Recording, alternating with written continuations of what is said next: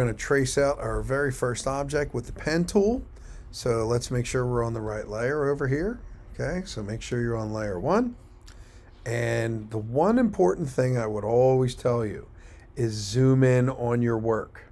You don't want to be all the way back here tracing it out, because if you don't trace it out exactly in the right position, it'll pick up some of the white space, and then let's say you're putting it on a black background. Then you'll see how fake it looks. It'll look like it was cut out with a pair of scissors. So please make sure you are zooming in when you are making these fine selections, okay? And using the selection tool is really the time-honored way to do photo restorations, to place things inside of objects and whatnot, and make it look realistic. So let's start right here, okay? So you always want to cut in just a tiny bit, okay? So I'm going to click here, my first point. So now I can start to understand where this is going to be able to go next. Now you don't want to sit here and go like this, okay?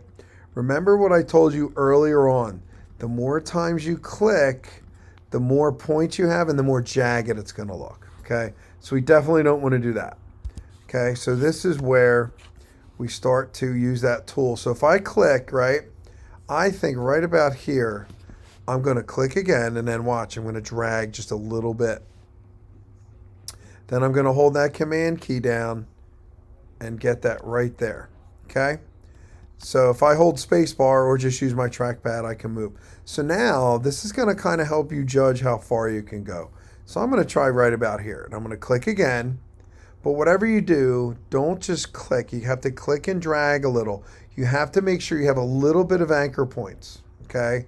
Because if you don't, you won't be able to make adjustments. So watch. I'm going to click here, and then I could start to follow the shape. So remember earlier, we had like 15 different clicks just to get to that spot. So now we only have 3.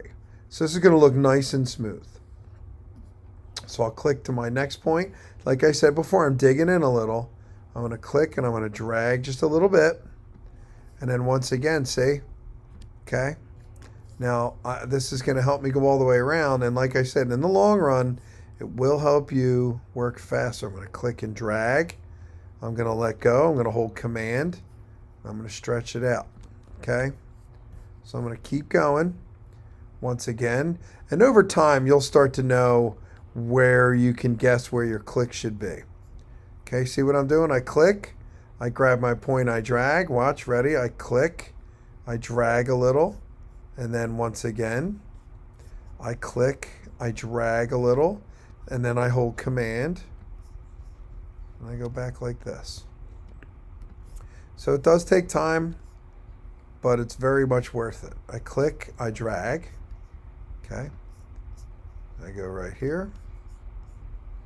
You can also go back here on previous pieces, watch, and if I hold command over here, I can go back and move this part too, which is great because you can always go back and edit your path that you're making so it looks nice and accurate. Okay, so we'll go up. I'm going to click, I'm going to drag. This is also really helpful in case something you're tracing out has bumps or things in it and you want to reshape it to where it looks really nice. You can do that. Okay, you can cut out what you want to keep and what you don't. Like you can see right here, I cut out this little part here because I don't want it. So now I'm going to go to this point. Okay. And then I'm going to go up. Okay. Just kind of tracing around. Click and drag, click and drag, click and drag, click and drag. I'm going to click right here. Okay, click and drag. I'm going to zoom in, as you can see. Whoop. Now let's say, for example, I just made a mistake. So I accidentally clicked over here. Now my path has turned off, which is kind of scary, but it's okay. Go back to the last place you were. You'll see that little eyeball show up. So if you hold command and click back where you were, it turns it right back on again. So nothing to be scared of. And now I can go back and keep going here, okay? But watch, if I click here, oh no, the path is closed, it's called.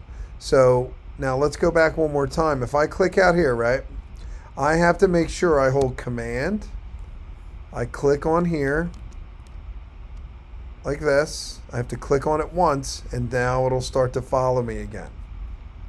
Okay, so you can see this has all these little grooves and stuff, but I'm just going to shape this out just to make it easier. Now there will be some cases where you want to trace every little single bit out, but in this case we don't need to.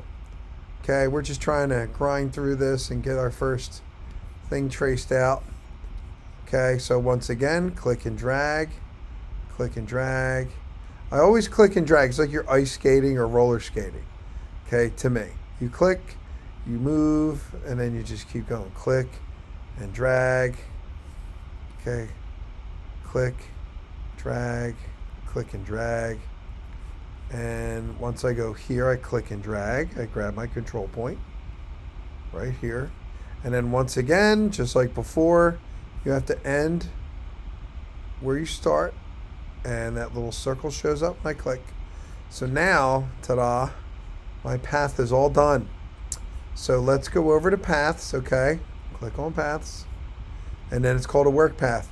I just like to give it a name, okay, of what it is, usually apple. So now I can save that. And as you can see, if I go down here to the word apple, I hold command and I click on it. Now it's a selection, okay? So I'm going to go command J. I'm on the right layer, command J. Now watch. So there's my apple. And as you can see, it's really nicely traced out. It's got nice smooth lines, okay? There's a little bit of white space on there, but like I said, if I were to sit there and take my time. But this is great. You know, everything is nicely traced out.